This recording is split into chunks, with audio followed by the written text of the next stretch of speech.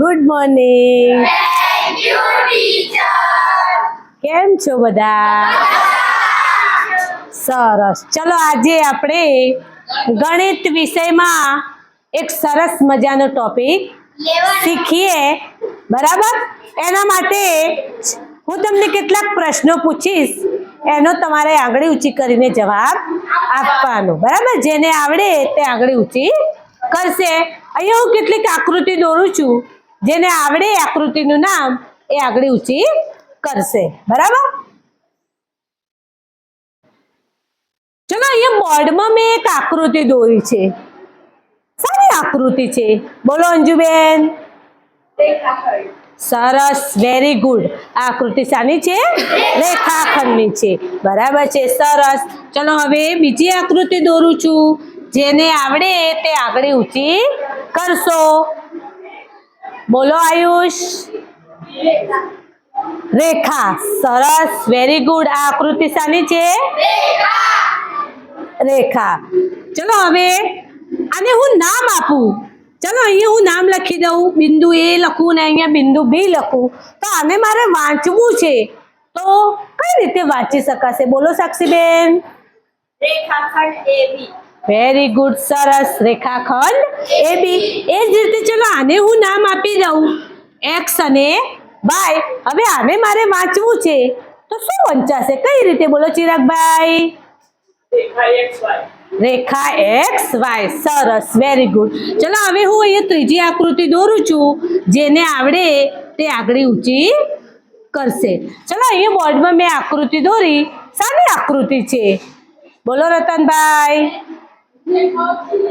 બરાબર છે. બે રેખાઓ પરસ્પર એકબીજાને છેદે છે. ચલો હવે છઠ્ઠા ધોરણમાં આપણે ધોરણ 6 માં આલેખ વિશે ભણી ગયેલા છીએ. ભણી ગયેલા છે ને? આલેખ પત્ર જોયું છે ને તમે બધાએ? આલેખ પત્ર જોયું છે? આ છે આલેખ પત્ર. એમાં નાના નાના 5 ખાના હોય છે અને એક એકમનું એક ખાનું હોય છે. બરાબર? આ છે આલેખ પત્ર. હવે આપણે છઠ્ઠા ધોરણનું થોડુંક યાદ કરીએ. ચલો આપણે છઠ્ઠા ધોરણમાં આલેખ વિશે ભણેલા છીએ. ચલો કયા કયા આલેખ વિશે ભણ્યા છીએ? ખબર છે કોઈને? યાદ છે કોઈને? બોલો મેહુલબા. લંબ આલેખ. સરસ, વેરી ગુડ. લંબ આલેખ. બોલો પ્રિન્સ. બરાબર છે. લંબ આલેખ અને સ્તંભ આલેખ બંને એક જ છે. લંબ આલેખ ને સ્તંભ આલેખ પણ કહી શકાય, એટલે કે એમાં માહિતી સ્તંભ સ્વરૂપે દર્શાવેલી હોય છે. પછી બીજો આલેખ કોઈને યાદ છે? આપણે બીજો 6થા 7મા ધોરણમાં ભણી ગયેલા છે. બોલો હેમંત.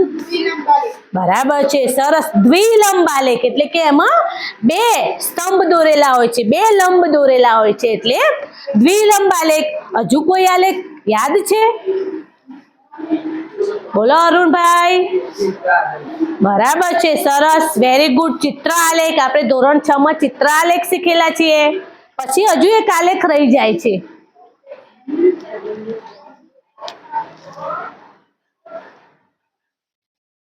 ચલો આ બોર્ડમાં ચિત્ર દેખાય છે, એ કયા આલેખનું ચિત્ર છે?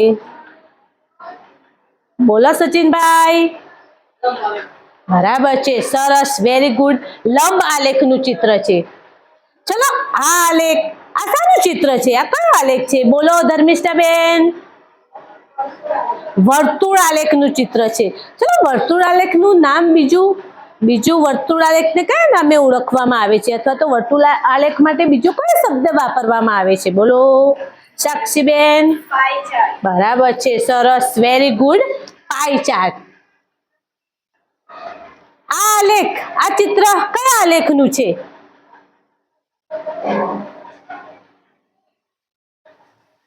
બોલો લક્કીભાઈ. બરાબર છે, સરસ, વેરી ગુડ. દ્વિલંબ આલેખ એટલે કે 2 સ્તંભ દર્શાવેલા છે. પછી ચલો આ ચિત્ર, આ આલેખ. બોલો લંબ આલેખ. પરંતુ આવો આલેખ સ્તંભ જોડેલા હોય એવો આલેખ ક્યારે દર્શાવવામાં આવે? તો જ્યારે માહિતી આપણને વર્ગ અંતરાલમાં આપેલી હોય. માહિતી વર્ગ અંતરાલમાં એટલે કે 10 થી 20 10 થી 20 ગુણ મેળવેલા વિદ્યાર્થીઓ કેટલા, 20 થી 30 ગુણ મેળવેલા વિદ્યાર્થીઓ કેટલા, 30 થી 40 ગુણ મેળવેલા વિદ્યાર્થીઓ કેટલા. એવી રીતે વર્ગ અંતરાલમાં માહિતી જ્યારે આપેલી હોય ત્યારે આપણે આ રીતે જોડેલા સ્તંભ વાળો આલેખ દોરતા હોઈએ છીએ. બરાબર. તો આવો જ એક નવો આલેખ, રેખીય આલેખ આજે આપણે શીખવાના છીએ.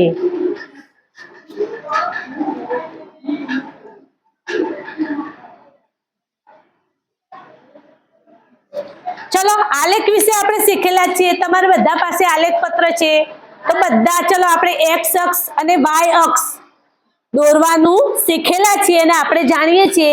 તો ચલો તમારા આલેખ પત્રમાં એક્સ અક્ષ અને વાય અક્ષ દોરી દો તમે બધા.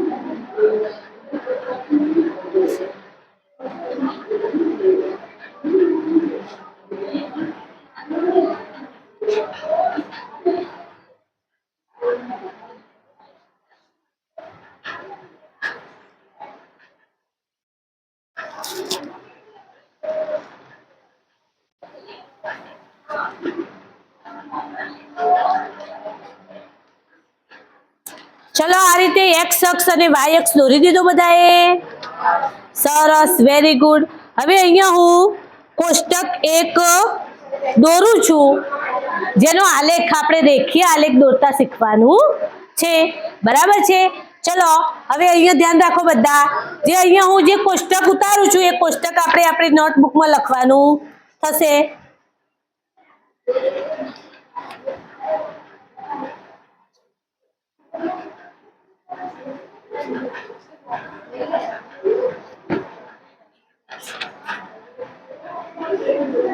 અવાજ નહીં.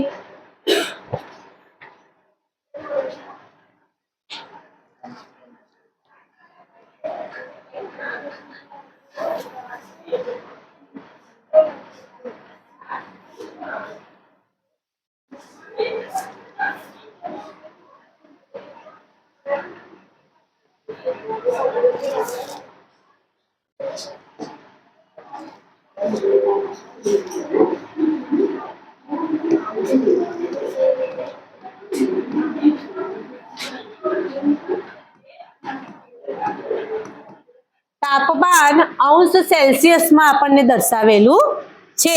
બરાબર. 6 AM એટલે કે સવારના 6 વાગે. 10 AM એટલે કે 10 સવારના 10 વાગે. 6 વાગે કેટલા અંશ સેલ્સિયસ તાપમાન છે? 37 અંશ. 10 વાગે 40 અંશ.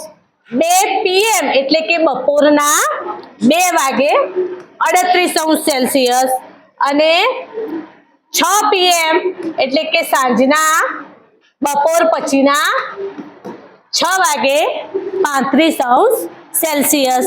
ચલો આ કોષ્ટક આપણે બધાએ દોરવાનું છે.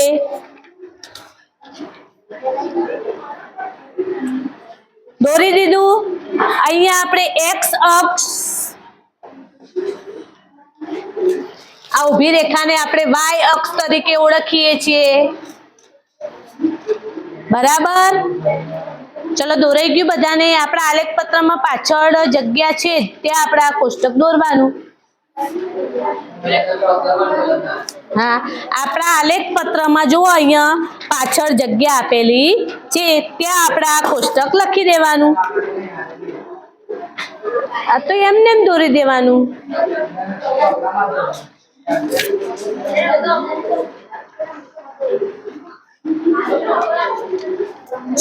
બસ ગણગણાટ.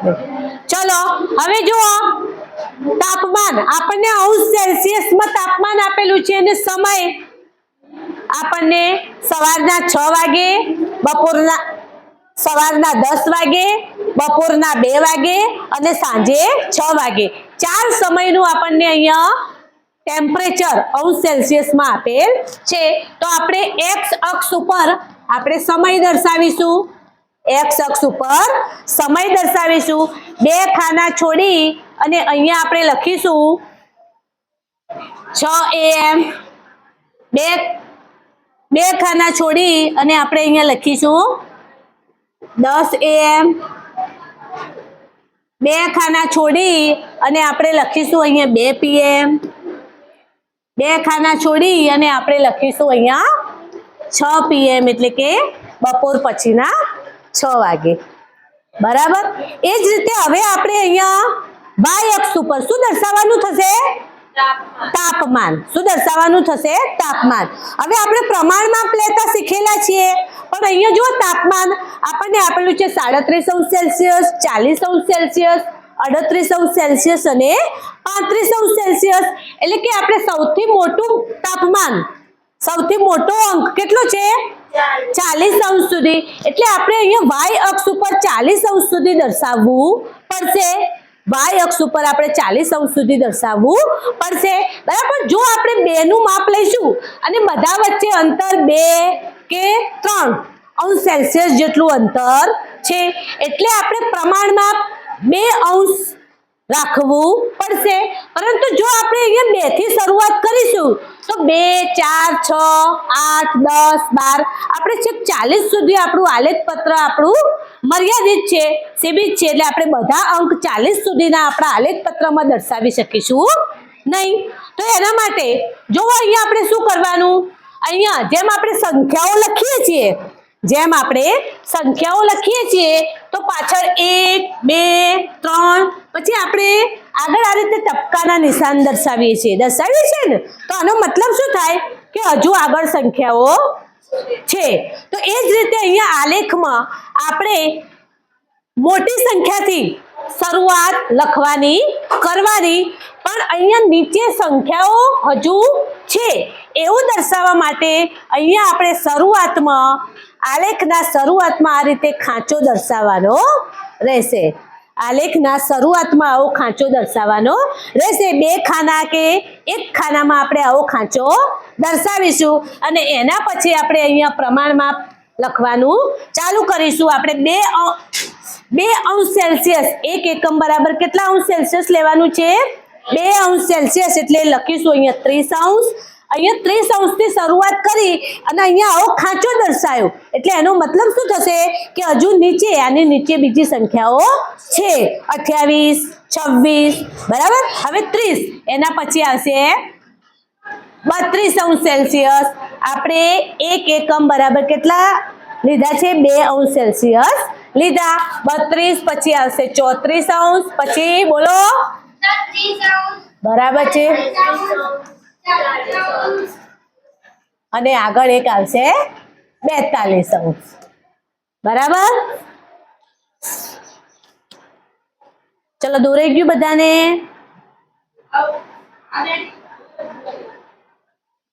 સરસ. હવે ચલો જુઓ અહીંયા 6 AM એટલે કે સવારના 6 વાગે કેટલા અંશ સેલ્સિયસ તાપમાન દર્શાવેલું છે? 37°. તો અહીંયા 6 x અક્ષ ઉપર 6 AM અને અહીંયા y અક્ષ ઉપર 37 આપણે ક્યાં દર્શાવવા પડશે? 37 ક્યાં દર્શાવવા પડશે? 37 કઈ 2 સંખ્યાઓની વચ્ચે આવશે? 36 અને 38. તો અહીંયા 6 AM થી આ 36 અને 38 ની વચ્ચે અહીંયા આપણે ડોટ તરીકે દર્શાવીશું. અહીંયા આપણે ટપકાનું નિશાન કરીશું. બરાબર. 6 AM એ 37°C તાપમાન છે. ચલો એ જ રીતે 10 AM સવારે 10 વાગે કેટલા અંશ છે? 40°. ચલો તમારામાંથી કોઈ દર્શાવી શકશે કે 40 ક્યાં દર્શાવાય? તમારામાંથી કોઈ કરી શકશે? આવો દીકરા.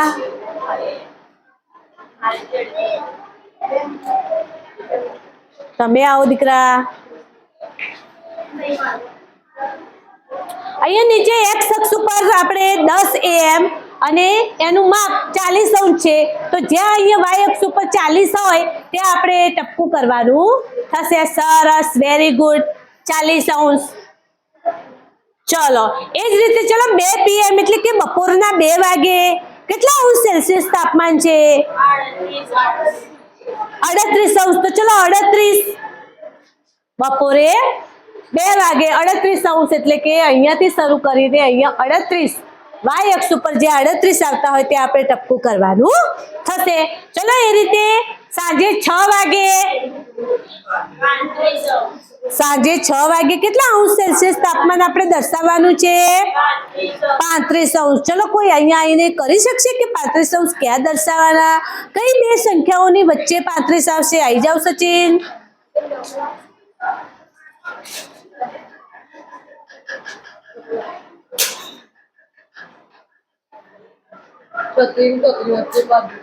હા, અને સાંજે 6 વાગે એટલે y અક્ષ ઉપર સાંજે 6 વાગે અને x અક્ષ ઉપર 36 અને 35 ની વચ્ચે અહીંયા જે રેખા મળતી હોય ત્યાં આપણે ડોટ કરવાનો થાય.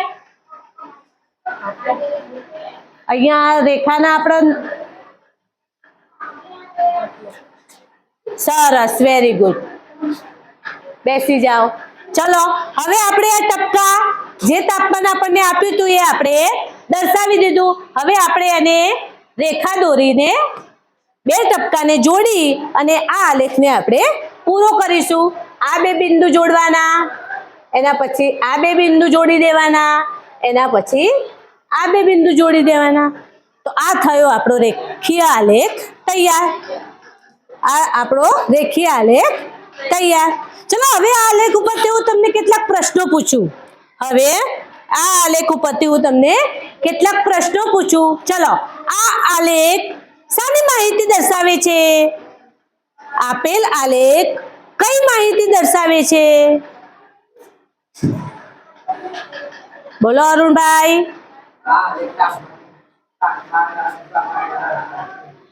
આ આલેખે સવારના 6 વાગ્યાથી સાંજે 6 વાગે કેટલું તાપમાન છે તે તાપમાનની માહિતી દર્શાવતો આલેખ છે. બરાબર.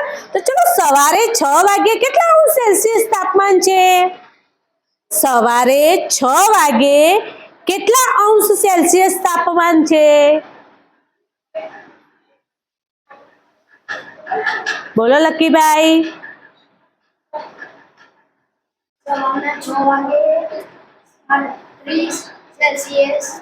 તાપમાન છે સવારે 6 વાગે 37 અંશ સેલ્સિયસ તાપમાન છે. તો ચલો 40 અંશ સેલ્સિયસ તાપમાન કેટલા વાગે છે? 40 અંશ સેલ્સિયસ તાપમાન કેટલા વાગે છે? બોલો. 40 અંશ સેલ્સિયસ તાપમાન 10 વાગે છે. સરસ, વેરી ગુડ, 10 વાગે છે. તો ચલો સૌથી વધારે તાપમાન કેટલા વાગે છે? સૌથી વધારે તાપમાન કેટલા વાગે છે? બોલો મેહુલભાઈ. 10 વાગે. સરસ, પૂરા વાક્યમાં જવાબ આપવાનો પ્રયત્ન કરવાનો. Very good. ચલો તો પછી સાંજે 6 વાગે કેટલા અંશ સેલ્સિયસ તાપમાન છે? સાંજે 6 વાગે કેટલા અંશ સેલ્સિયસ તાપમાન છે? આગળ તો ઊંચી કરો. બોલો. બરા દીકરા ધ્યાનથી જુઓ. અહીંયા આલેખમાં પણ માહિતી આપેલી છે અને આપણા કોષ્ટકમાં પણ માહિતી આપેલી છે. આપણે આલેખને વાંચવાનો છે, આલેખને સમજવાનો છે. આપણે આલેખ દોર્યો. અહીંયા જુઓ સાંજે 6 વાગે કેટલા અંશ સેલ્સિયસ તાપમાન છે? સરસ, વેરી ગુડ, 35 અંશ સેલ્સિયસ. બરાબર, ખબર પડી.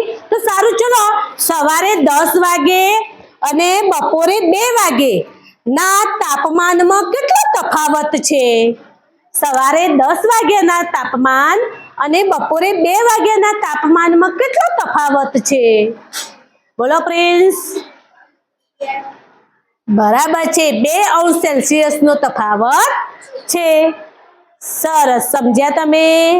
રેખીય આલેખમાં ખબર પડી?